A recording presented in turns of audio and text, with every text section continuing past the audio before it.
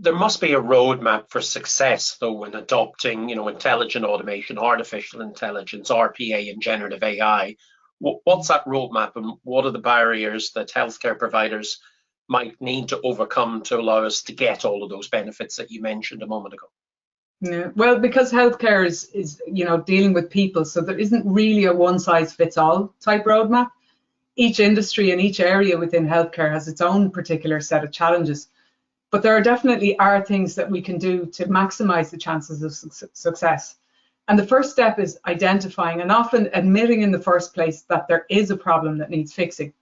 We become attached to difficult ways of doing things in healthcare because it was hard to get there in the first place to reach our goals. And so, spotting those issues and actually admitting that perhaps there is a better way of doing this is a first step. Once that's done, then you need to work with trusted experts, people who understand these technologies, who can help determine whether and how much emerging technologies can actually play a part in resolving some of these problems. And equally importantly, does the solution, and I put solution in inverted commas there really, whatever that may be, does it have a realistic and compelling business case? I often say you can't throw technology at a bad process. And so, for example, if you use an RPA license to automate a report that takes 2 to 3 hours a week, it's very unlikely to be economically viable for deployment there. But it might be possible if the robot is open source or perhaps shared across similar issues and maybe similar organizations. So these are the sorts of considerations that you need to take into account initially. And you also have to fully understand, because it's healthcare, the risks and balance those against the benefits and the existing level of risk that we already face in healthcare. And a good example here would be around medication prescriptions.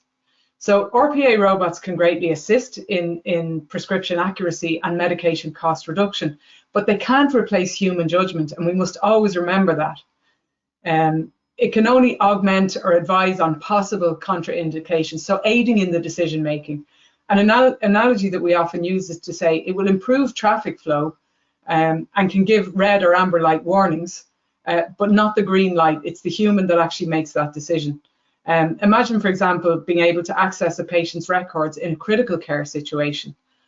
This is not technically difficult, but it's often the case. The difficulty is political acceptance, and risk perception and regulatory concerns around these things can be a barrier. So we need to be aware of these things and deal with them up front. And that's, again, speaks to bringing in experts.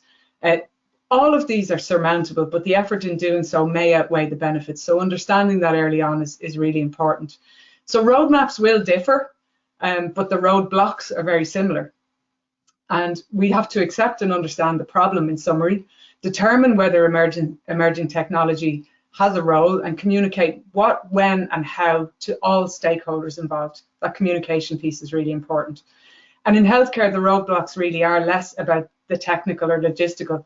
It's more about people being receptive, anticipating possible issues, and assessing then the effort required to work around them.